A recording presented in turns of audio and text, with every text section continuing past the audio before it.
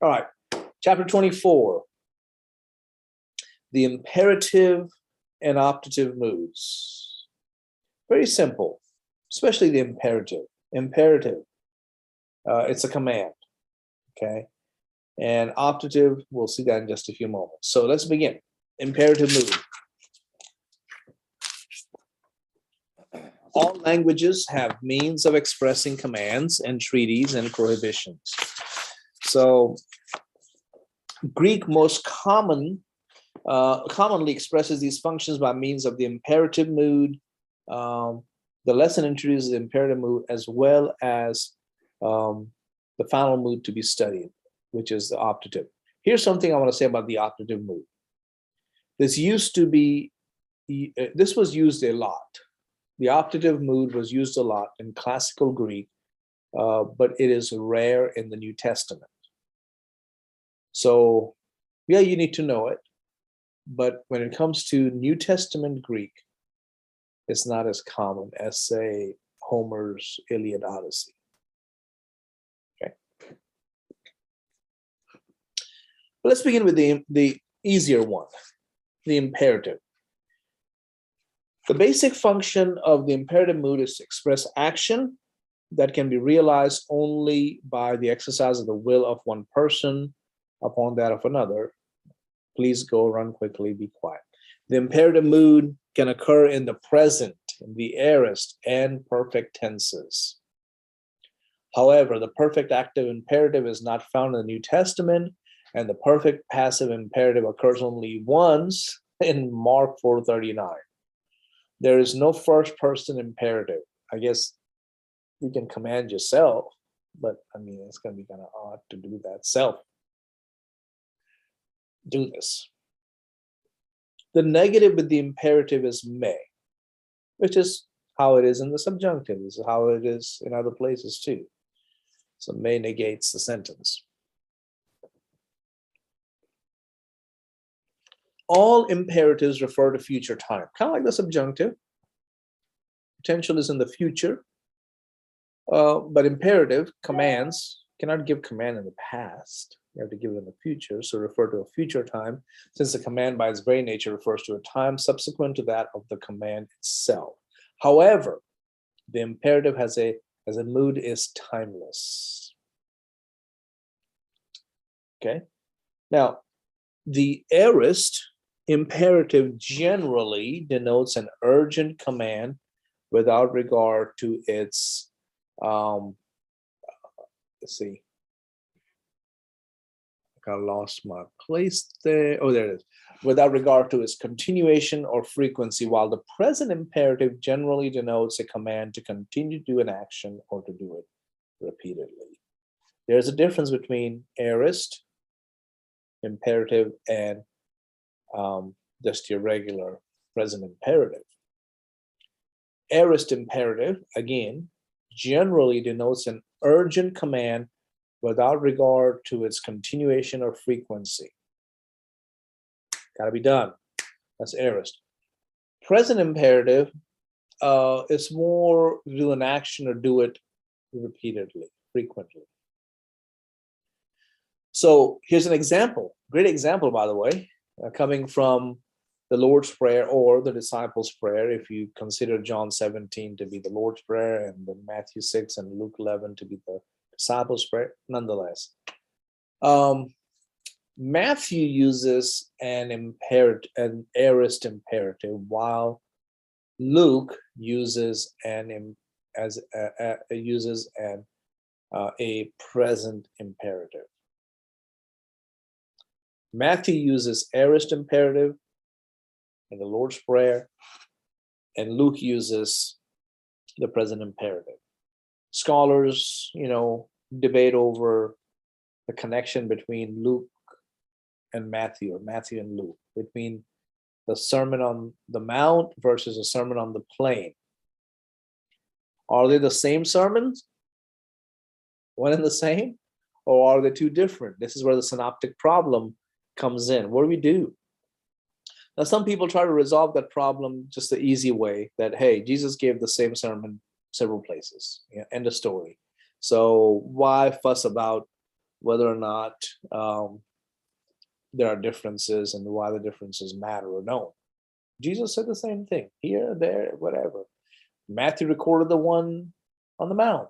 Luke recorded the one on the plain. End of discussion. But then some scholars, and I covered this in my New Testament survey class, they come along and they say, wait, no.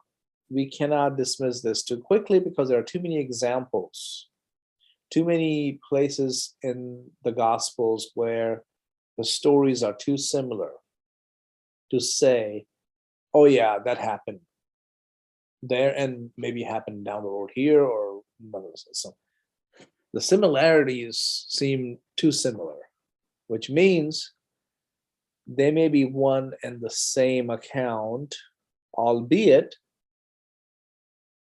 the gospel writer, whether it's Matthew or Mark or Luke, are presenting that same information from their perspective. And this is where the whole idea of ipsisma verba and ipsisma vox comes in. Are they the words of Jesus or the voice of Jesus? Did the gospel writers capture Jesus's voice? May not be the exact words, because they were not concerned about giving the exact words. They were more concerned about sending the message. And the Holy Spirit still inspired both of them. And the Bible is inerrant still. We have come later on and put things like the red letter edition and got ourselves into trouble. That's a good point. Think about that. By putting it as red letter edition, which I think it was T. Dewitt Talmage or somebody like that who did it.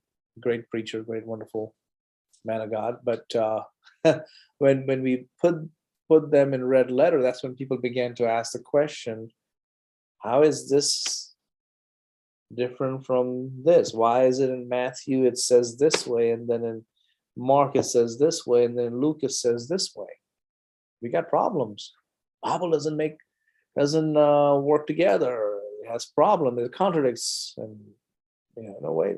What if they were not quoting Jesus verbatim? Example here, Lord's Prayer, Matthew 6:11. Listen to this statement here. Matthew uses an aorist imperative.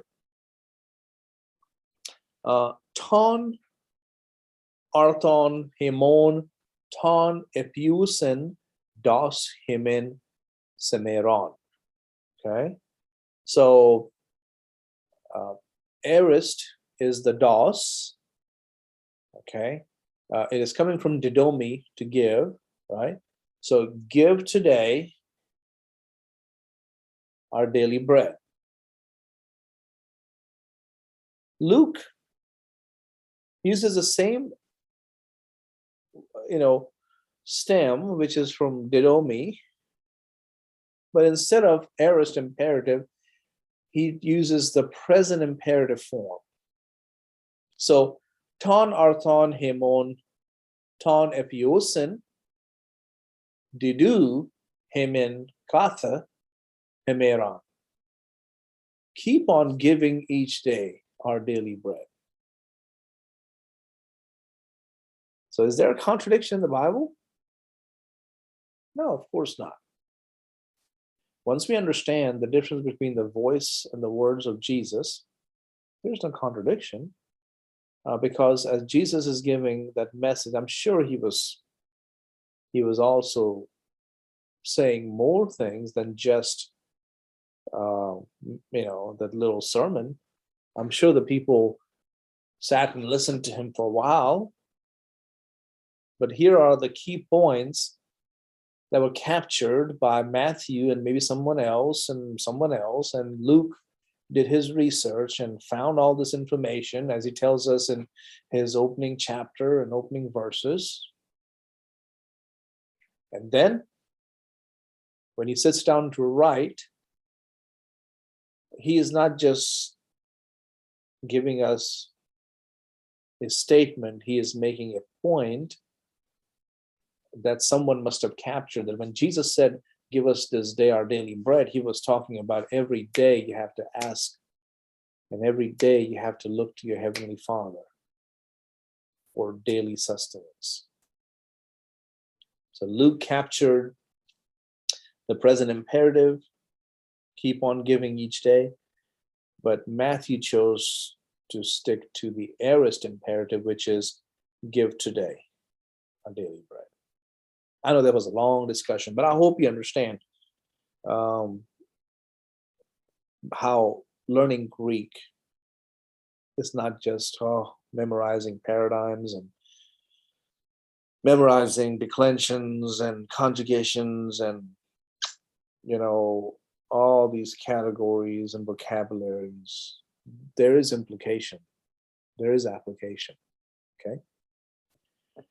Here's another important distinction between the present and the aorist imperative, is the difference between the general precepts and specific commands. So a general precept, here I am, in case you're wondering where I'm reading from, is a moral regulation that is broadly applicable in many situations, while a specific command is a request for action to be done in a particular situation. As a rule of thumb, general precepts in the New Testament employ the present imperative, and specific commands the aorist imperative. So Romans 12:14 is more about bless those who persecute you, which is a present imperative. Luke 6:8 is arise and come forward, which is the aorist imperative. Okay. So one is more general,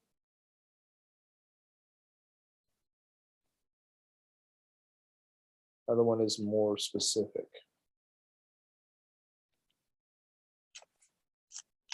Hope that helps. Hope so. Moving along over here, I'm trying to keep our time in mind. The forms of the imperative.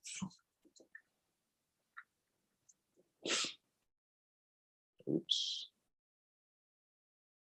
Present active indicative or imperative is, remember that there's no, first person here.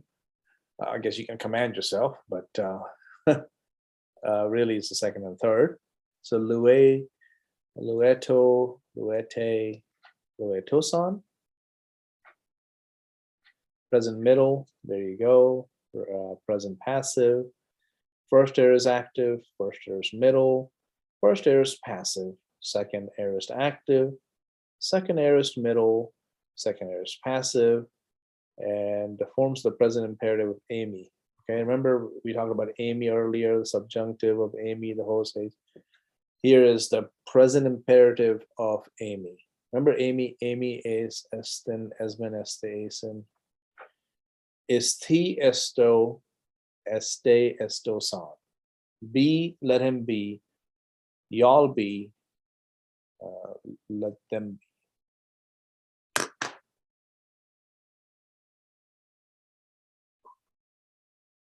That's for the ginomai, for the deponent. And these are important, by the way. Do remember this, because ginomai is an important verb in the New Testament. Uses of the imperative.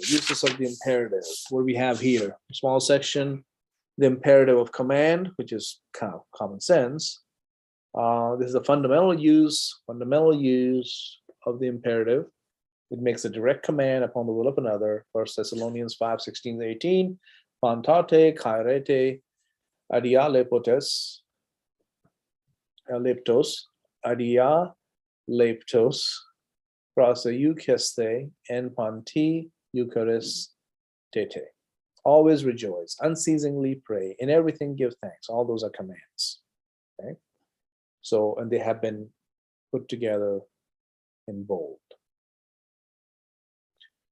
The imperative of prohibition.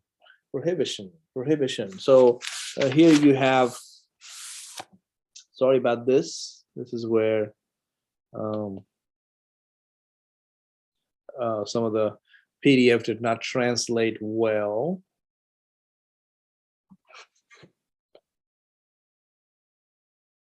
may. And that's what, it's not MHV, but that's may, no, not.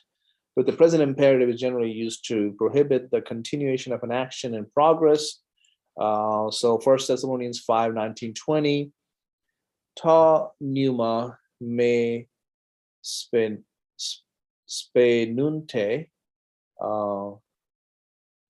propheteas me exu tenete. So don't quench.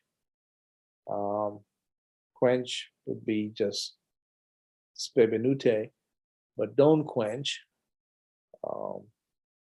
is with the may, the spirit, and may exu tenete, don't despise, or stop despising the prophecies.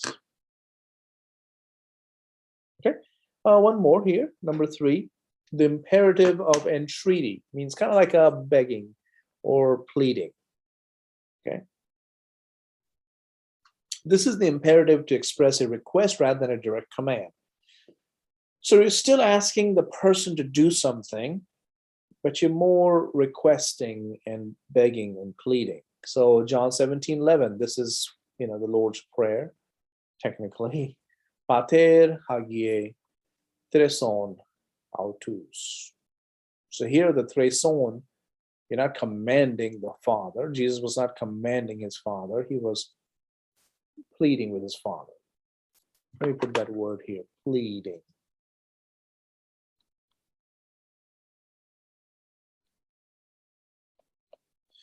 Holy Father, preserve them. So yes, he is asking for something, but he's not commanding. There's a different tone there. Optative mood. By the way, did you notice, since it's not found in New Testament as much, and mostly in classical Greek, that Dr. Black gave just one paragraph here and one example. Let's read the whole thing. The optative mood was a common feature in classical Greek, but was gradually lost. There it is. Gradually lost its functions, being taken over by the indicative and subjunctive moods. The main New Testament use of the optative is to express a wish, hence its name from the Latin opto is I wish. The optative is found only 67 times in the New Testament and only in the present and aorist tenses. The negative is may. The most common example of the optative is Paul's me genoito, may it never be, certainly not. All that is, this is the optative mood. Optatives can often be recognized by the presence of oi, a, or I after the verb stem. So, hotheos, tes erenes, hagiasai, humas. May the God of peace sanctify you. Okay, so that's what you have there. All right, interjection, some vocabulary here. You do see, behold, remember that in the vocabulary list. Oyai is woe. Oyai as a sound. Oi, it's a woe. And then, of course, some of these words right here, additional o verbs. And with that, we come to the final chapter of the book. I think it is the final chapter, if I'm not wrong. Yes, it is. The conjugation of me verbs. The conjugation of me verbs. So let's dive in. This is it. Okay, this is it. This lesson introduces a unique but important class of Greek verbs called me verbs. The New Testament contains only a small number of these me verbs, but they do show up a lot.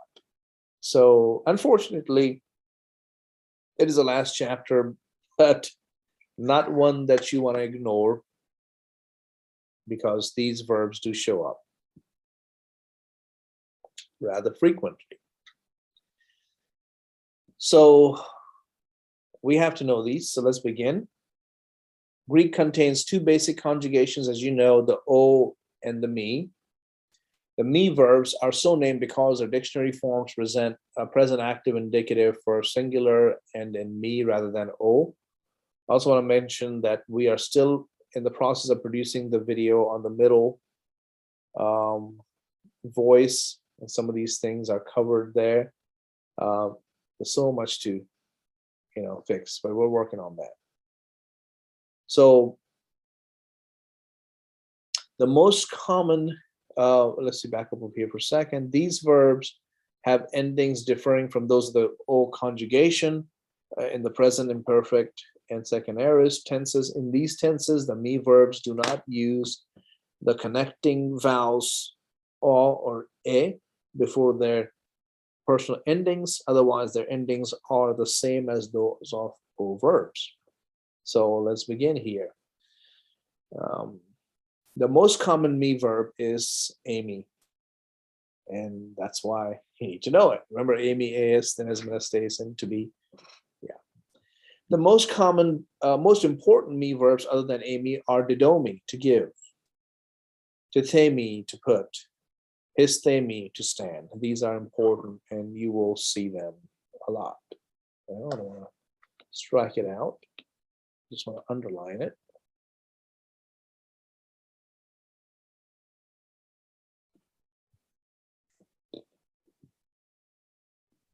So, how do we study them? Understand, at least for these three, the me verb, the verb stem, and the present stem. So, what is the verb stem? Right in the middle. Do, te, and sta. Those are the verb stems. And for the present stem, let's look at the one on the right first. Dido, tite, hista. For the me verb, it is didomi, tithemi, histemi.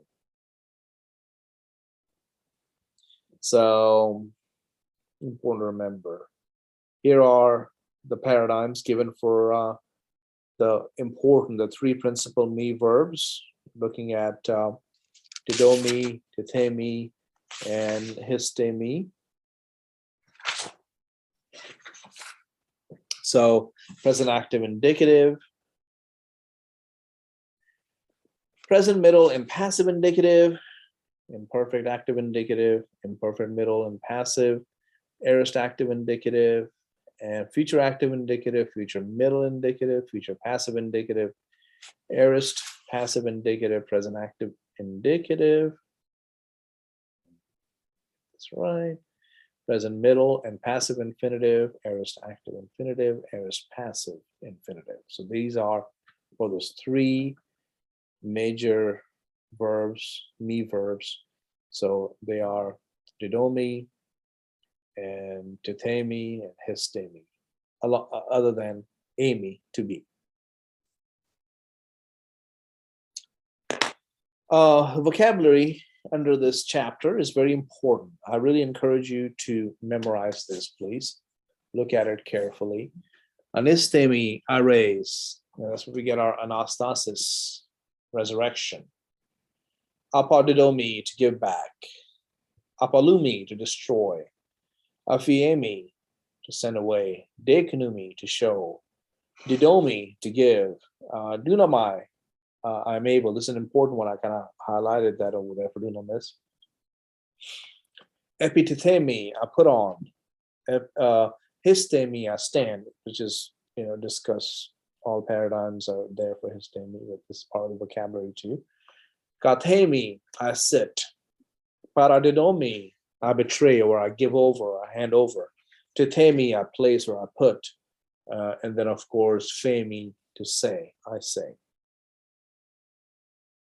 So, emphatic, come from fame. There you have the end of this chapter. And again, Dr. Black suggests translating 1 John 2, 7 through 14. And I hope you will take some time to work through that chapter. Use your Greek, or use your English Bible, and just kind of follow along and see what words you run up against, and verbs and nouns that you need to conjugate, or participles and infinitives that you need to translate. So that's that.